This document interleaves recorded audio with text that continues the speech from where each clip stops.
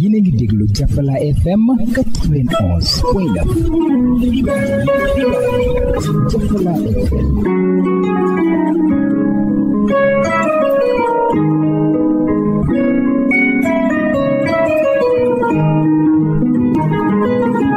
Écoutez Jafala FM.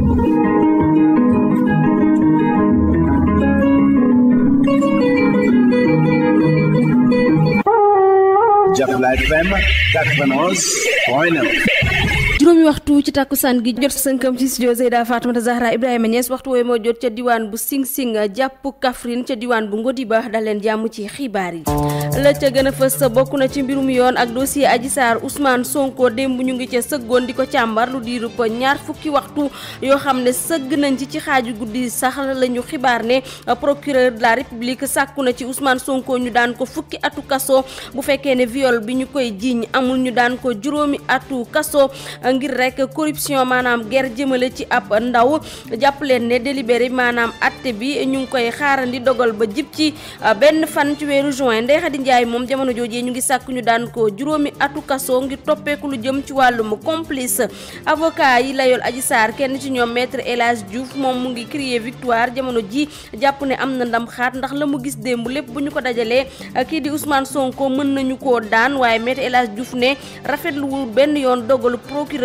ndax jàpp na ne viol crime la fii ci réew mi. Sing Sing fare fii ci diwaan bu Kaolack nangaan askan wa fa jafe-jafe suuf la ñu am maire ba futtu di joxañ baaraamu tuuma mairie bu Kaolack jàpp ne lu jiin njaaga rek ñooy njaag ab jënoo ak taskatu xibaar lañ ci doon amal ni ki démb ñeneen ñu amal jënoo ak taskatu xibaar yi di askan wa yeewoo ca diwaan bu Kaffrine ca Ngodiba ñoom jafe-jafe ndox la ñu am seenu forage ab diire ngi nii mu paan ñu jàpp ne loolee li ko waral mooy yorin gu bon gi nga xam ne Félix O moom la yoree seenu ndox ma ñu ne na leen abal nu mu gën a gaawee laata rek nawet bi di yegsi arba bu jot nuñ koy amalee tey suñu gëstu bi maanaam reportage bés bi taxaw seet la ñuy amal ci sutura nag ñu gis ne jamono ji dafa naax saay ci réew mi góor jigéen mag ndaw kenn ku ci nekk loo xamal sa morom rek da nga koy bëgg di weer ci penc mi ay laaj daal di samp ana lu waral lu ni mel waaye itam Sénégal lan moo tax mu ñàkk ay valeur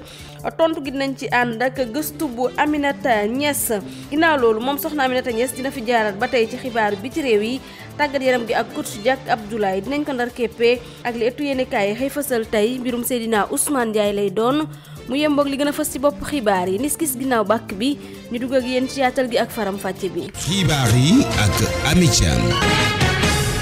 feggoo ci ak Ali Diallo ci wàllu machine yi dégg-dégg mën a leer ngeen ñu teewlu en direct fii ci Kaolack nangaan leew nañu seen immeuble Ahmed Khalifa Niass ci studio Zeyda Fatoumata Zahra Ibrahima Niass xibaar dañ koy dooree ak na ma leen ko junjee woon ca bopp ba mbirum yoon dossier Sweet Beauté dox ci diggante Adji Sarr ak Ousmane Sonko démb ñu nga ca sëggoon ci durub ñaar fukki waxtu ñuy càmbar lu ni mel procureur de la République la mu sàkk mooy kii di Ousmane Sonko ñu daan ko fukki atu kaso bu fekkee ne nag viol ba ñu koy jiiñ amul ñu daan ko juróomi atu kaso toppeeku lu jëm ci guerre jëmale ci ab ndaw ginnaaw loolee yépp lañu fa tënk ñuy xaarandi délibéré bi benn fan ci weeru juin yaatal gi dañ ci ànd ak gëstu Babacar Sadikh Sarr. ci temps d'horloge bu bari lañu amalee procès Ousmane Sonko ak Adji Sarr ñeel mbiram Sweet Beauté ñaari at a ngi nii ñu bari yàkkamti woon ko waaye kii nga xam ni que moom mooy Ousmane Sonko teewul bi lekk ndaje tax na nag Adji Sarr ak ki nga xam ne moom mooy Ndeye Khady Ndiaye di borom salon Sweet Beauté gynécologue bi di Alfousseynou Gueye jàkkaarloo nañ ak kaleen teewlu capitaine Touré doon tamit koo xam ne turam ràññeeku na ci lool bërëb tasukaay xabaar yi xëy bind ni ci ab temps d'horloge bu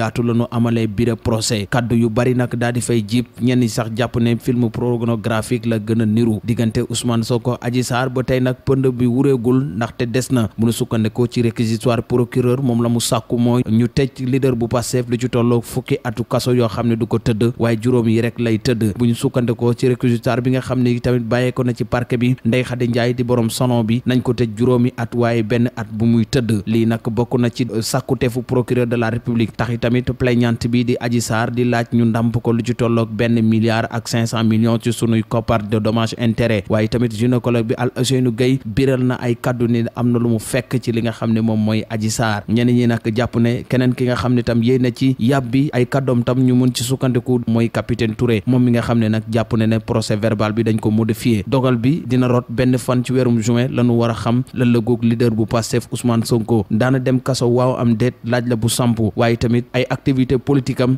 ndax du ci jaar lompoñ lii tamit mënees na ci àddu. ma ngoog Babacar Sadikh Sarr laaj bu samp boobee nañu koy yónni yàgg ndax yàgg bawul dara ginnaaw sàkkutee fu procureur de la république fukki atu kaso ci Ousmane Sonko bu viol bi amul juróomi atu kaso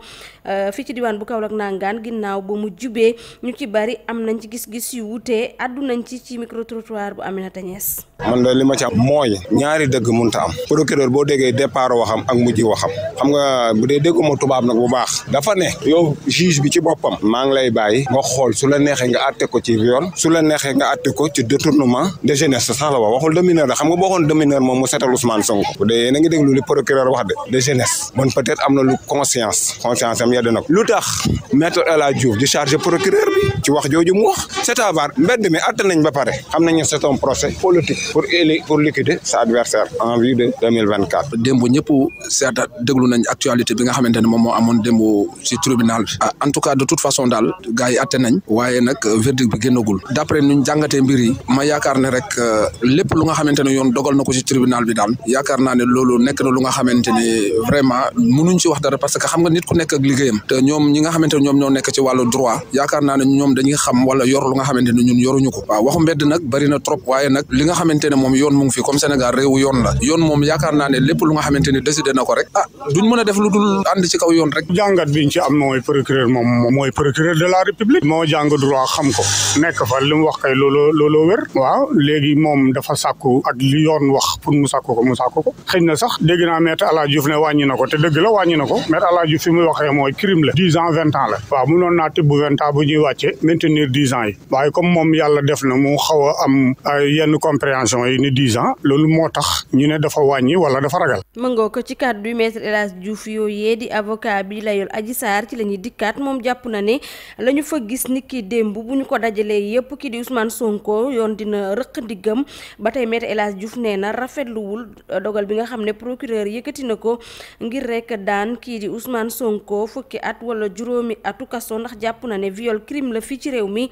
maître El Hadji Diouf la ñuy teewlu ci micro bu Nafissatou Gueye Dieye. depuis 2 ans ñu ngi wax fu nekk dëkkal nañ ma fa waaye ma taxaw rek dëgër këcc te boobu xam naa li ma yore sama loxo xam naa ni am na mani yu bu ma téyee xam naa ni laboratoire bi wax na ko waaye y'avait le secret de l'instruction mënu ko woon a wax tey nag mën nañ koo wax ndax lépp leer na tey fi ma xam ne nekkee benn mu ne tëree dama juróomi yoon joxe bis yëpp ñu ne comme gaañuwul rek kon kenn violé wu ko xam nga bu gën a garaaw mooy kii kay def test ADN mu bañ yow nga ne defoo dara léegi nag kon dafay yoon ñu yaakaar ne dinañ condamné Sonko pour fukki at viol dañ ko criminalisé Sonko war dañ ko tëj fukki at procureur loolu wax mais li ñu jaaxal mooy procureur daf ko ba pare xaw a daw res tuuti te moom li mu wax dafa leer naaj procureur dafa teg 10 ans yi ci lu leer ba pare ëlbatiwaat ne bu ñu fekkee yow juge bi gisoo ne loolu am na nga wane ne xale la boo xam ne dañ koo jaay doole teg ko dil yegg ci kawam mën ko loolu man d'accord ma ci xam nga man bu ko def 5 ans di wàññi viol crime la ku ko def dañ lay tëj mel ni Ousmane Sonko rek moom kenn moom dong lañ fi accusé de viol ñu prélevé sperme CTO déposé ko te kenn arrêté ko bu ñu sañoon Ousmane bu sell mi day taxaw bu yoree bañ a dugub ñu xam bu yorul bañ a dugub ñu xam yan argument la am waaye dafa yombaloo nga ne ñëwuma mbir mi leer na nañ ti li procureur wax ñun d'accorduñ ci ndax crime 10 ans nga war a am xale yi war nañ yeewu nag ba le 1er juin verdict bi génnee jàmm rek am su réew mi bu ko kenn taal démocratie rek avocat bu ne ni mu xalaatee rek la waaye principal accusé bi amul contradiction Sonko la mooy ndeyu mi léegi de avocat yëbaan nañ ci ni lépp moom la mëngook maître El Hadji Diouf avocat bi layool Adji Sarr mu wutee lool gis-gis ak kenn ci la avocat yi layool Ousmane Sonko kenn ci ñoom maître Khoureychi Ba jàpp na ne kàddu maître El Hadji Diouf yooyu tegewul fenn ndax dossier bi dafa vide te amul benn élément boo xam ne wane nañ ko niki démb bu mën a dugal Ousmane Sonko ngir ñu rëq ndiggam maître Khoureychi Ba ba tey ci micro bu Nafissatou Gueye Dieye. Ousmane Sonko képp ku koy défendre en tout cas ñun ñi yàlla def ñu sol robe mu am cofeel ci ñun ñaan ñu assisté ko fi ñu toll nii man de dama ne sant yàlla bu baax Ousmane Sonko jàppale ko procédure c'est une succession de bénédiction maanaam yëpp ay xéwal la parce que liñ ko teg ni mu diisee ni mu ñaawee mais mu toll fii suñu borom bu lay jox ndam fu ko neex la koy jaaralee te ndam mënul weesu lii Ousmane wax na fi waxu désobéissance civile wax na fi résistance mais su ko waxul du nit sax parce que moom li ko dal juróom-ñaari yoon yu mujj yiñ ko fi woo tribunal ñetti yoon yëpp xaw na ci ñàkk bakkanam tey jii li gën a garaaw ñu koy woo chambre criminelle déjà opposant bu day nii ñu mën ko chef de l'opposition opposition ndax voix yi mu amoon ak doole bi ko yàlla may ci réew mi mais kooku nga ko yóbbu chambre criminelle déjà ñaaw na condition yu mel nii ci dossier bu ñàkk fayda bu mel nii bu salté bu mel nii bu nga xam amul benn maanaam amul solo te dara du ci dëgg ku ci nekk fii xam nga ni ñi monté complot bi seen bopp nee nañu mbir mi dara amu ci waaw bu ñu tolloo foofu ñu ne par force dañuy atte mais nañ ko rafetal bu ñuy atte c'est pas parce que nit ki dafa woote résistance wala désobéissance que doo ko jox kayit bon tey ji normalement mënuñu woon retenir affaire bi parce que Sonko kenn convoqué wu ko xam nga nit doo wuyu si parce que rajo nga dégg dañ lay atte wala ci journal déedéet dañ lay jox kayit te kayit bi da nga koy décharger wane nañu preuve bi nii que mbir mu bon bu garaaw am na gis ngeen dossier bii bu dee ñi koy atte ay nit lañu bu dee ay doomu aadama lañu Sonko amuñu fu ñu jaar ba condamné ko mënuñu ko déclarer coupable parce que dara amu ba tey ñu desandi ci dossier Adji Sarr Ousmane Sonko gis nañ ne saa yu procès amee ay manifester dafay faral di am ñuy yàqate waral kër gi di Senelec maire ba futu la ñu amal janoo ak taskatu xibaar yi di naqarlu nee nañ yàqate gi ñu nemmeeku jëmale ca ñoom ndax gis nañ ne ni ki démb dal nañ ci seenu kaw ba yàq seenu woto ñu ne lii bu ñu ko seetaanee mën na am jeexintal ci askan wi lu ci mel ni yokkute courant gaak yeneen yu ni mel waral ñuy dànkaafu dañuy teewlu seeni kàddu ci janoo bu ñu doon amal ak taskatu xibaar yi ci micro bu Nafissatou Gueye. ñu ñaan askan bi surtout di lancer appel benn ci xale yi nañu gën a doon ay patriotes gën a am civisme pour xam dañu war a préserver bien public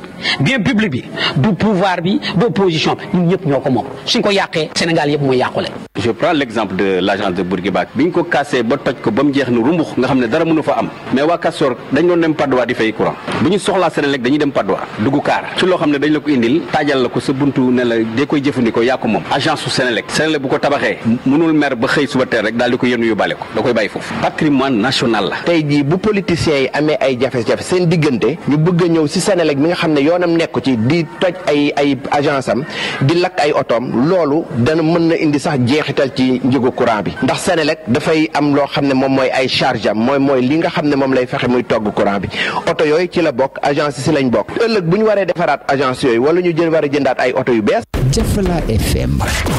ñu wéy ci xibaar yi ca diwaan bu Sing Sing pare fii ci Kaolack askan wa fa mer ba futu la ñu def ndax jafe-jafe suuf nee nañ la ñuy jànkuwanteel loolee nag ñu ngi ciy joxañ baaraamu tuuma mairie bu Kaolack janoo ak taskatu xibaar lañ ci doon amal tey dankaafu ne loolee war nañ caa deltu ginnaaw wala boog waxtaan am ci seen diggante yaatal gi ak reportage bu Nafissatou Gueye. Sing Sing di ab gox bu faree fi ci diwaanu Kaolack askan ba fay yeewoo nag mer ba futu rek lañu def jëmale ko ci kii di Serigne Mboup ni seen lotissement yooyee la bëgg salfaañe jox ko ku ko neex. bi mu ñëwee fii nii dafa jaar ci buntu bi yaakaar nañ ne nag bërëb boo fay dugg da ngay jaar ci buntu ba ñi fi yebal bu dee moo leen yebal jaaruñu ci buntu dañoo ñëw def la leen neex yàgg nañ nag di gis recensement waaye mosuñ gis recensement bu cuune nii mosuñ koo gis ndax recensement boo xam ne ci yaa ma neex doo nga ko def recensement li nekk ci noo loti bi ndax dañ ko ñaanoon fii lotissement am na lu ne ci terrain bi balaa ñu lotissé dinañ ñëw def ci situation bi warut seetaan ñuy duuma njabootam te ñun ay njabootam la bu ñu bëggee ñu defal itam waruñoo ñëw dañu yàq dañu xañ ndax ay nit ñoo fi juddoo màggee fi lu yàgg te amuñu fenn fu dul Sing Sing ñeneen ñëw nag bëgg leen fee jëlee loolu la ñuy wax ne dafa doy ñoo fekk fi population boo xam 5434 nga ñëw ne leen ñaar fukki nit ak juróom ñoom ñooy am loolu kenn xamut nañ koy kon na ci ñëw def lu gaaw ndax buñ fi gisatee nit di def leneen te amul consensus bu boobaa danañ jëflante ak Modou Diouf ba léegi gis rek ni kii di Serigne Mboup dafa xotti seenu ko wor maata loolee duñu ko nangu représentant ba fa nekk te conseil municipal bi teg ko fi ndax kenn ku ne xam na ne délégué conseil municipal mooy joxe décret bi ko fay teg kon nag boo jógee fépp foo mën a jóg di dugg ci dëkk da ngaa war a jaar ci moom wormaal ko waaye boo waree liggéey ca dëkk ba da ngaa war a déggoo ak waa dëkk ba jubóog ñoom ba pare ngeen ànd bokk liggéey li ngeen di liggéey dañoo xëy rek gis leen ñu dem di laaj explication ñu ne amu leen lu ngeen wax ñu bëgg a jël note ñu ne du ngeen jël note délégué di jël note ñu ne ko tëjal li ñu gën a naqari ndax suñu kilifa la jànni te kilifa jàmbur nag kenn du ko jànni ndax boo jànnee kilifa jàmbur mu jànni sa kilifa réeroo dana am kon nag dañoo bëgg loolu noonu ñu def ànduñu te tey ànduñ ci suba ndax mënuñ la wax li nii la toll liñ jël ndax ñoom rek ñoo doon jël mënuñ leen wax ne li ñu recensé nii la toll xamuñ kan ak kan lañ recensé ndax mën nañ jël seen nit dugal leen ci te duñ ci xam daal kon loolu lu wóor du lu jub ñoo fenn da ngay ànd ak ñi nga xam ñoom nga fa fekk ñu teg la ci yoon teg la ci axe ndax ñoo dëkkee bërëb ba gën laa xam barab ba kon boo ñëwee da ngay waxtaan ak ñoom ba pare askan ba yeewoo ca Sing Sing di xam ne ni lu ni mel duñu ko nangu benn yoon ndax seen suuf soosee kenn du ko salfaañe ndax lotissement bi jaaru yoon te bërëb boo fa ñëwee dangaa war a diisoog ak ña fa dëkk. jërëjëf Nafissatou Gueye bu fekkee ne askanu Sing Sing jafe-jafe suuf lañu am ca Kaffrine ca Ngodiba askan wa ñoom jafe-jafe ndox la ñuy dund ndax nee nañ ab diire ngi ni seen forage dafa daal di paan askan woowee nag doon yëglu amal janoo ak taskatu xibaar yi nee nañ li ko waral du leen dul yorin gu bon gi nga xam ne kër gi di Félix O moom la yoree seenu ko ndox waral sax ñu koy dànkaafu ne na fa jógee nu mu gën a gaawee laataa nawet bi di yegg si ndax nawet bi moom faaw ñu am ndox mu doy dañuy teewlu seenu kàddu ci micro bu Alioune Guèye. forage bii nii état defaluñu ko kenn defaluñu ko ñun ñoo bay suñu tool ko muy 100 000 francs ñi jëndee ko ñaari nag ñu jaay leen si ndimbalu Caritas ñu ñëw appui ñu gas sin forage ñu def saison bu baax ba gasalaat sin bopp beneen forage 75 millions yóbbu courant bi 2 millions jënd groupe 6 millions ba pare ñu jógewaat foofu si ndëkkandoo yi nekk fii di pété ñu gasalaat leen forage 6 millions est-ce que boobu noonu dañ ko war a changer wala waruñ ko changer ba pare ñu ñëw duñu ko changer di jaay doole depuis ñu changé ko ba léegi nii mënuñu am ndox benn yoon mënuñ ko am ndox nawet baa ngi nii di ñëw sin fas yi duñu am luñ naan te ñun ku ñu xam mbay nga ñu xamee ndox soo ko amul moom bàyyil xel ne yow doo dara te forage bi depuis Félix O taxaw fi ba léegi Ngodiba ci jafe-jafe la nekk ak li wër Ngodiba naanatuñu mandi waxuma sax naan mandi mais ndox bi ñuy naan sax léegi xamuñ sax ndoxu lan la ñuy naan Kaffrine suñuy lekk léegi yàlla ak Ngodiba la loolu nag suñ demee ba nga xamante ni bëgg nañ ñu koo xañ kon dañuy taxaw jàmmarloo ak ñoom. yéen a ngi déglu Jafala FM. ca diwaan bu Thiès kaay Touba Mbacké jàpp Ndakaar juróom-ñeent fukk ak juróom-benn yu tombal ñett ngeen ñu fay teewloo en direct jamono ji ñuy àddu ci 135e édition bu pèlerinage marial Popenguine wàccaayu ñu ngi ci bu baax a baax am ndaje doxoon ci diggante kilifa yi ak gouvernement bu Sénégal ñu gënal dalal seen xel yi ci teewaayu ministre bu ñu dénk wàllu mbir gi yaram la ñu xamle sax mooy jamono ji dinañ jël bépp matuwaay boo xamante ni rek dinañ gën a gunge ñi nga xam ne ñoom ñoo di ñii di pèlerin yi Marie Xemes Ngom Ndiaye daal dinay gën a dalal xel yi ne lu jëm ci wàllum service d'hygiène cet geeg cell gi faju gaag lépp dinañ ca gën a sëgg ba ñu amal loo xamante ni rek moom mooy pèlerinage bu mucc ayib atum ren ji ginnaaw ndaje mi dañ ci ànd compte rendu bu suñu ndaw ca diwaan bu Thiès Ndeye Diallo. pèlerinage marial bu Popenguine wàccaay la nag ma ngi fay wëy bu baax a baax tax jëwriñ ju ñu dénk wàllu wér gi yaram di Marie Xemes Ngom daal di fay amal ab tukki nemmeeku moom nag jot na fa yëkkati ay kàddu di xamle rek daañ ci bay seen waax jëm rek ci wàllum cet gi ngir pèlerin yi nga xamante ni ñu ngi fay ñëw duñ ci am benn jafe-jafe. mais yooyu foog ñu seet ko foog ñu seet li nga xamante ne moom ngeen di togg moom ngeen di yàq xam nañ ne vous êtes très bien sensibilisé mais li ñu wax rek ñun bi ñu nekk fii di xalaat lu baax am na ñoo xam ne tamit ñu ngi def leneen waaw ñooñu nag xëy na mënuñu leen xam nii mais dañ leen contrôler ba nga xamante ne balaa ñuy egsi sax biir Popenguine gouverneur teg na fi ay yoo xamante ne vraiment duñ mën a yemu ca di xamle i tamit ñii di waa service d'hygiène am nañ ci ab taxawaay gu yaatu lu jëm nag ci yenn ci ay matériel sax jot nañ ko fa indi. ambulance yi nag bu ñuy ambulance tamit la ministère de la santé yëpp la mais suñu bokk sapeur pompier lépp lu ñuy def rek ñu ngi si dugal seen loxo mais également santé des armées également jàppale ñu dina fi indi ay wagon mais dina indi si ay li ñuy wax ay bras armés yoo xam ne dinañu jàppale bu baax a baax. Joseph Kargu yor wàllu communication ci marial bu Popenguine mi ngi rafetlu teewaayu jëwriñ gi ñu dénk wàllu wér gu yaram. am ñu bëri ñu fiy teew am na ay Gambien am na ay Guinéen am na Malien yu ñëw donc c'est devenu international loolu tax maa ngi leen di gërëmal encore. pèlerinage marial Popenguine atum 2023 ñu fas yéene ko màggal ñaar fukki fan ak juróom-ñaar jàpp ñaar fukki fan ak juróom-ñeent ren ci nag lu yees daal di ci am jëm rek ci grotte bi nga xam te ne liggéey ba daal dina yemb inauguration bi nag dinañ ko fa amal tax ñi nga xam te ni ñoom ñoo yor wàllu wóole ñi nga xam ne rek pare nañ ngir daal di amal pèlerinage bu jaar yoon. Jafla FM baatu askan wi juróom-ñeent fukk ak benn yu tombal juróom-ñeent. yegsi nañ ci niñ koy amalee alarba bu jot tey suñu reportage bés bi dañuy amal taxaw seetlu ci li nga xam ne moom la ñu duppee sutura nag ñu gis ne jamono ji dafay nax saay fii ci réew bu Sénégal góor jigéen mag ak ndaw képp koo xam ne rek xamal nga ci sa morom dara dangay rek daal di dem weer ko ci penc mi ay laaj daal di samp ana lu waral lu ni mel ak itam Sénégal lu tax mu ñàkk ay valeur am tontu gi ak gëstu bu Aminata Niass. ñàkk sutura nekk lu ñu nemmeeku lu bari ci jamono ji ndax lu waay xamal sa borom daal di ko bécc ci penc mi waral ku ñu jot a dajeel indi na ci xalaatam. sutura moom amatul ñibbi na parce que ay gor ñoo doon defante sutura mais fi mu ne nii nit amatul ngor amatul valeur soo déggee ñu naan nit dafa ñàkk ngor amutoon ngor ku am ngor doo ko ñàkk parce que ku ñemewul ñett yii doo sàmm sa ngor ku ñemewul ñàkk ñemewoo xiif ñemewoo rafle doo sàmm sa ngor fi mu ne nii nag kuñ fay ne la yàqal sa der yow mii nga taxaw yàq deram te xamaloo ko dara. soxna si ñu fekk ci place jaaykati ndékki bi gis-gisam mooy xawwante sutura bi ñàkk gi moo ko waral. ñeenti sutura bi ñàkk gu métti gi rek ko waral ñàkk gi moo ko waral dëkk bi dëgër na kenn mënatul a gëm kenn lu waay wax ak nit tey bu subaa nga fekk ko ca marché ba lépp ñàkk gee ko waral ndax da ngay gëm óolu nit ki ba ñëw wax ko sa problème dem bu subaa nga toog di waxtaan ñu souligner problème ba xam nga loolu yëpp ci uñu wante sutura la ndax nit ki moom bu la wóoloo ba ñëw wax la lim lay wax soxlaam diis la ko danga ko war a fajal munoo koo faj nga ñaanal ko ne ko yàlla na la ko yàlla fajal nga dem mais pas dem toog si mbedd mi di ko waxtaane loolu yëpp ci uñu sutura la ko. Khalifa Thiam ak Babacar Niang ne wuñu wante sutura bi mën naa dem ba yàq sa àdduna waral ñuy sàkku ñu yaraat bu baax xale yi. sutura mooy doomu aadama moom bu sutura jigee si moom rek dara desetu fa te loolu dafa bëri trop waxal nit loo xam ne defu ko wala nga waxal ko loo xam ne nekkul si moom ba àddunaam ëllëg mën na see yàqu da ngay gis ñu bëri sax duñ la wóolu ñi la sa am di jaamu dootuñ la wóolu ñeneen dootuñ la wóolu laal bëri na trop laal luñ mën a wax te loolu baaxut quoi. léegi fi sutura si gën a xawee ko mooy ci rajo yi ak ci télévision yi man sama gis-gis man ndax lépp luñ doon làq ci dëkk bi wala ñu doon ko làq ci kër boo demee ci rajo yi wala nga dem ci télévision yi da nga dégg ñu di ko wax wala ñu di ko wane ba tax na daal man sama gis-gis ci mbir mi mooy kenn ku nekk jéem a fexe sa kër nooy jéem a njaaree sa njaboot. saa su ne ñu gis ne uñu wante sutura bi di gën di bëri ndax tuumaal nit wala ngàjj ci kawam lu mënta setal ciw deram waral ab laaj samp ndax li ñàkk gi moo ko waral wala yar moo amatul bu ñenn ñi jàppee ne sutura moo jeex ña sa des ne lu fi maam yi bàyyi woon moo mel ni luy bëgg naax saay. xibaar yi bitim réew.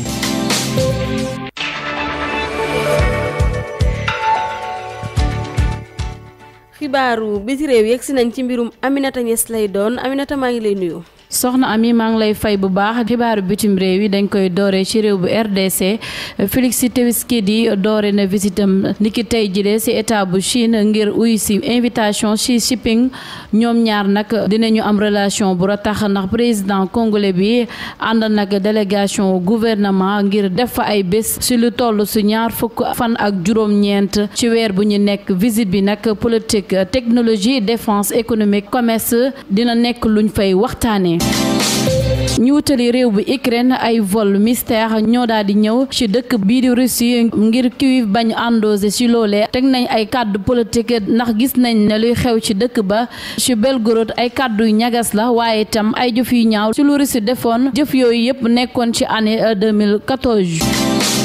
soxna abi xibaari bitim réew yi dañ koy jeexale ci réew bu Israël ndax Nuit Blanche nañu def ci parlement Israël ci àllarba ji ndax budget 2023-2024 ci semaine bi nekkoon d'intenses transactions diplomatiques nekk ay cadeau financier communauté bu Ultra Zator nañu war a voter ci budget bi soxna ami li moo fi jotoon a ruus xibaari bitim réew yi ñu jox leen dig daje suñu yeneen jotaay xibaar. xabaaru tàggat yaram.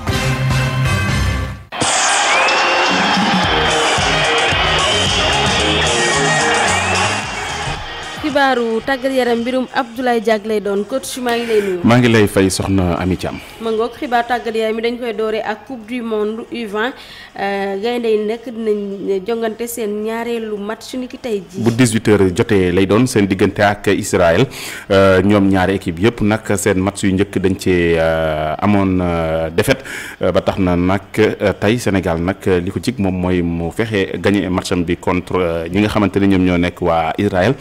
Malick Daf moom mooy tàggat sunu gaynde U20 yi ñu déglu ko démb bi nga xamante ni gaynde yi def nañu tàggatu ba noppi. c'est vrai que premier match bi contre Japon joué nañ ko perte ko mais bu ñu xoolee ci match bi di nga am ay regret parce que xale yi wane ñu ñàkk fayda wane nañu ful ak fayda c'est vrai que dañuy yéex a dugg ci match bi moo tax ñu jël bii boobu mais après bi ñu jëlee bii bi gis nga xale yi war nañu xar kanam bu baax dominé nañu Japon créé ay occasion football bu baax créé occasion yu bëri mais malheureusement on a gâché beaucoup d'occasions et loolu affaire manque de jeunesse la quoi mais je pense que loolu vitesse et précipitation ak yàqamti bu bëri moo tax loolu am mais je pense que loolu yi waxtaan nañ ci corrigé nañ ko et je pense que on verra notre Sénégal demain parce que comme ni ñu koy waxee match yëpp c'est suivre mais ne se ressemble jamais dañuy jouer Israël bi nga xam ne dafa perte contre Colombie ñu war a jàkkaarloo ak moom mais ñun dañuy jouer pour gagner parce que ñun suñu match yëpp dañ koy jouer pour gagner match contre Japon perte nañ ko mais ku xool match bi xam ne mënoon nañ ko gagner lu bari donc je pense que ni loolu moo fi nekk donc amul solution benn solution rek moo fi nekk mooy jéem a jouer pour gagner je pense que gosses ils sont prêts pour ça on a corrigé on a parlé on a discuté je pense que inchallah on verra un autre visage pour le Sénégal inchallah. kooku nekkoon ba Malick Daf di tàggat suñu gaynde U20 yi Bass Sakho moom nag nekk suñu consultant di ñu xamal rek ne gaynde yi tey waruñoo def lu dul gagné match tey bi ngir rek mën a sóobuwaat bu baax a baax ci li nga xamante ni moom moo nekk compétition bi moom Bass Sakho la ñuy teewlu ak kii di Alioune Gueye. tey mooy sunu deuxième sortie ci mondial bi ñu war a daje ak Israël tey moom il nous faut la victoire pour se relancer tey dañu war a gagner match bi quel que soit les difficultés dañu war a gagner match bi au pire des cas ñu am fa match nul mais même avec le match nul ça complique les choses donc parce que boo match nul li ngay mën a dabu ji mooy meilleur troisième mais li gën tey mooy gagner suñu match am 3 points xam ne suñu troisième et dernière sortie dañuy jouer ji suñu final ak Colombie donc xale yi conscient nañ ci loolu le coach Malick Daf xam na loolu sénégalais yi xam nañ loolu te it xam nañ ne am nañu équipe boo xam ne war na mën a gagner Israël léegi li ci des rek mooy bañ a xeeb adversaire bi am engagement am détermination bañ ko xaar bañ a répéter les mêmes erreurs du match passé muy lan dañu bàyyi équipe bi mu jouer suñu kaw les 15 premières minutes bañ jël bii ñu doog a génn jouer beneen bi mooy inefficacité bu ñu amoon ko devant les bi loolu aussi ñu wàññi ko les occasions on les marque occasion yombul suñu benn course daan nañ ko occasion yombul kon boo ko amee exploité ko nga dugal ko mu jeex loolu aussi ñu bàyyi ci xel. kooku nekkoon Bass Sakho soxna mi ci waxtu woowu la itam Italie ni ki tey dina laale ak ñii di waa Nigéria nekk beneen représentant bu Afrique 21h nag groupe bu Sénégal bii di groupe C Japon moom mi nga xam ne moo daanoon Sénégal dina daje Colombie bi nga xamante ni moom moo daanoon waa Israël ñoom ñaar ñëpp nag ku ci gagné yaay nekk premier ci groupe C boobule Brésil moom it dina laale ak ñii di waa République dominicaine démb ñii di waa Ouzbékistan dañoo match nul ak Nouvelle-Zélande ñaar lañ def. États-Unis moom dafa daal di daan ñii di waa Fidji ñetti bal ci dara Argentine daan ñii di waa Guatemala ñetti bal ci dara Équateur moom it dafa daan ñii di waa Slovaquie ñaari bal ci benn. football la ñuy desandi ba tey bi la yoon championnat européen yi Angleterre Espagne ak Italie. dañ koy door ak wàllum Angleterre ak Premier League bi ñoom dinañu dabbu seen fanweerul bëccëg ak ñaar ak benn match képp bu 19h jotee lay doon war a dox diggante Brighton ak ñii di waa Manchester City. Espagne ñoom dinañu wëyal seen 36e journée ca Liga ba Elche moom di laale ak ñii di waa FC Séville Villarreal moom Rayo Vallecano lay laale ak Real Betis di laale ak waa Getafe bu 20h jotee Espagnol de Barcelone moom dina laale ak ñii di waa Atlético bu Madrid démb nag Celta Vigo moom dafa match nul ak ñii di waa Girona kenn ku nekk benn bal la dugal sa morom Real Sociedad moom dafa daan ñii di waa Almeria benn bal ci dara Real Valladolid moom daan ñii di waa FC Barcelone mi nga xam ne jël na lii di championnat bi ba noppi ñetti bal ci benn final Coupe d'Italie tey dañu koy amal bu 19h jotee war a dox diggante Fiorentina ak ñii di waa Inter bu Milan. basketball lañ koy jeexalee ak demi-finale bal yi tey jii lañ koy door. représentant Sénégal bii di AS Douane moom mooy joué li nga xamante ni moom moo nekk benn ci demi-finale yi ci Africa League basket bi nga xamante ni ñu ngi koy amalee fële ca Kigali ci demi-finale yooyu représentant Sénégal bi nag di AS Douane moom Petro bu Luanda lay daal di laalek moom nag Petro bu Luanda mooy champion bu conférence nul bii weesu ci club anglais bi nag ñoom daaw dañoo demoon ci li nga xamante ni moom moo nekk final bi mais dañ ko mujjoon a ñàkk ñoom nag ñooy laale ak Douane bi nga xamante ni kon ñoom ñu ngi soog a agsi tey ci demi-finale bi ñaareelu demi-finale bi nag doomu Égypte yi di waa Al Ahli ñoom ñoo ci war a laale ak ñi di waa Stade Malien Al Ahli moom champion conférence bu Sahara bi nga xam ne amaloon nañ ko fii ci Dakar Arena ci Sénégal moom moo ko jëloon war a laale ak Stade Malien bi nga xamante ni ñoom nag bii mooy seen yoon bu njëkk ci bilép baal soxna mi lii moo nekkoon li gënoon a fës ci xibaaru tàggat yaram yi jokko njël apax Jokalante apaax coach Abdoulaye Diack ci xibaaru tàggat yaram yi fi la ñuy jaar yër ponk mujj suñu ay xibaar. Jafalaay FM li ci yéene kaay.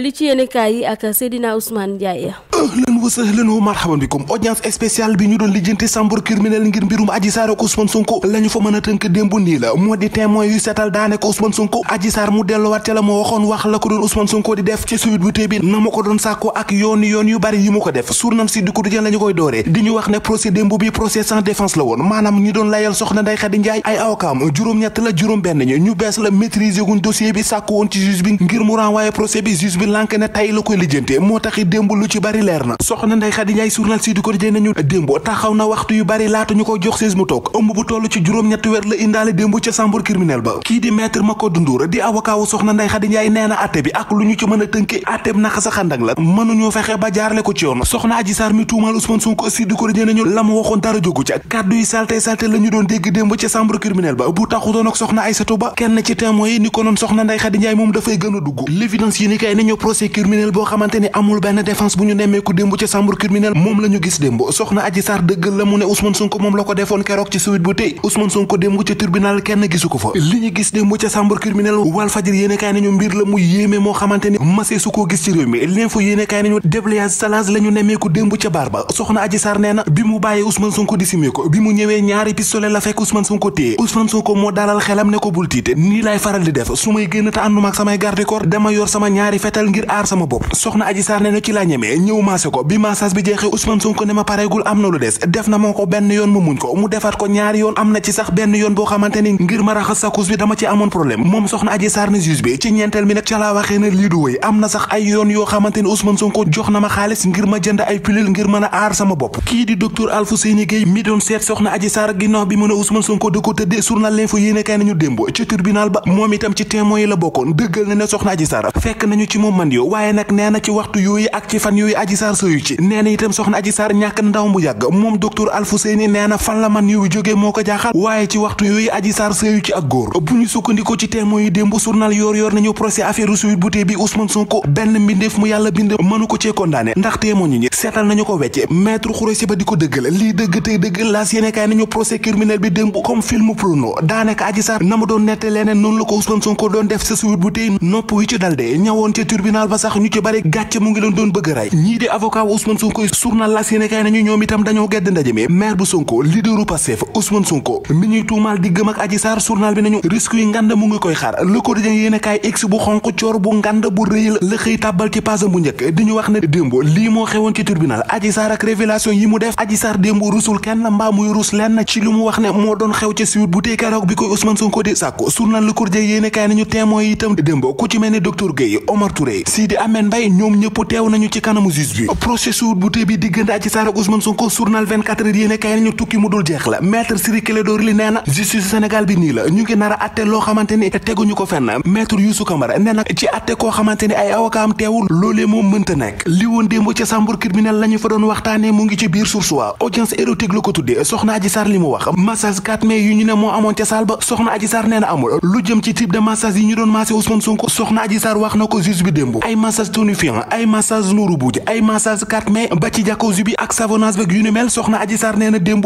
lépp la ñu doon def Ousmane Sonko nee na itam Ousmane Sonko ginnaaw bi mu commencé am na lu mu sàkku ci moom jël loxoom di ko jaarale ci yaramam foo xamante ne yaram bi yëpp dafay vivre moom soxna Adji Sarr teg ci na Ousmane Sonko am na liquide bu ma ko doon diw ngir gën a yombal mbir yi massage geneen di soxna Aïssa Ba nee na moom dem na ba jàpp ne Adji Sarr dafa bëgg a liggéey Ousmane Sonko ngir li mu bëggoon am ci moom docteur Alfousseyni Gueye di docteur bi seetoon soxna Adji Sarr ginnaaw bi mu ne Ousmane Sonko da ko violé nee na ginnaaw bi mu xoolee Adji Sarr gis na ne sperme mu ngi ci yaramam fan la ko jëlee la xamul waaye ci waxtu yooyu tëddul tëddeewuñu ko ci biir réew mi quotidien docteur Alfousseyni nee na bi mu gisee soxna Adji Sarr gisul ci kanamam nit koo xamante ni dañu ko tëddee mbaa ñu fitnal ko li défense bi sàkko Adji Sarr ak ñi mu àndal léegi ko yéene kay nañu ginnaaw film prono gi ñu doon dund démb ca chambre criminelle moo di Adji Sarr nee na moo ki avocat ma bëgg na Ousmane Sonko ndàmpee ko lu toll ci 1,5 milliard ba noppi procureur bi nee na bu fekkente ne viol am na li muy sàkko moo di fukki atu kaso yoo xamante ne dinañu ko tëj Ousmane Sonko ak juróomi atu kaso yoo xamante ne dinañu ko tëj soxna Ndeye Khady Ndiaye kañ lay leer journal Les Échos nañu benn fan ci weeru juin ci la ñuy lijjanti mbirum Ousmane Sonko soxna Ndeye Khady Ndiaye ak kii di Adji Sarr muy ci Vox Populi ak journal L'Observateur ku ci nekk fukki atu kaso yi nga xam ne procureur bi sàkku na ko ci doyen des juges ngir mu tëj ko Ousmane Sonko ku ci nekk xëy nga ci di wax di ñuy wax ne sax Ousmane Sonko mu ngi ci risque yu rëy bu ñu ko daanee journal Tribune yéene kay nañu soxna Adji Sarr kay démb moo ki awakaam wax nañu lépp lu ñu xelaat ci lu ñaaw rek ngir sokki jury bi ba noppi Adji Sarr di laaj $1 milliard bu teg juróomi téeméeri millions yu ñu ko war a ndàmpee procureur bi di sàkku ñu tëj kii di soxna Ndeye Khady Ndiaye juróomi atu kaso ak 100 000 francs yu ma war a fay ndax nee nañu complicité la kii di Ousmane Sonko fukki atu kaso yoo xamante ne dafay ànd ak nampaay benn atu kaso bi journal bi nañu li procureur bi bëgg moo di Ousmane Sonko da ko war a tëdd kii di maître El Hadji Diouf ci enquête yéene kay ne xeeb nañu loolee maanaam benn milliard bu teg téeméeri million la ñu bëgg Ousmane Sonko ndàmpe leen ko ba noppi ñu teg koy daan yu métti yoo xamante ne bu ci jógee xelam dootul daj li ko Adji Sarr tuumal arrestation yu métti ñuy def jëmale ko ci ndawu Pastef fi journal Libération nañu ma ngay gën a jëmi kaw ginnaaw Ndakaaru Ziguinchor Kaolack Ndangaan jot na ci wàllam kii di Jim Kébé nekk enseignant di coordonnateur u Pastef ca Kaolack Chafa Cheikh Tidiane journal Libération nañu jàpp nañu ko ca biir këram lañu ko fekk jàpp ko ginnaaw loolu ca Ziguinchor kii di Omar Diaré nekkoon conseil municipal di responsable Pastef itam jàpp nañu ko démb waaye libéré nañu ko bu dee nag ca Kër Massar Daouda Gueye ak ñi mu àndal journal bi nañu tey ji la ñu leen déféré ci àllarba gi kii di Bilal Diatta moom lu jëm ci dossier mu vendredi gi danañu ko gën a déglu ci lu gën a yaatu muy ay jàpp yoo xamante ni dafa mel ne ci jamono ji ñu toll ku ànd ak Pastef yaa ngi ci risque. jërëjëf Seydina Ousmane Ndiaye ci revue de presse bi yéen mbokk yëpp fi ñu jaaree yëkkati jotaayu xibaar yi sant leen jaajëfal leen mbokk yi faree woon ci déglu bi cant ak ngërëm ñeewal équipe rédaction bi jàppoon ci xibaar bi ba mu mën a yemb ak Nafissatou Gueye mi faree woon ci réalisation bi Ami Thiam moo nekkoon ci kàddu gi fegg woon ci ak Ali Diallo ci wàllu machine yi way leen di toppandi sunu ay programme jërë ngeen jëf ci teewlu bi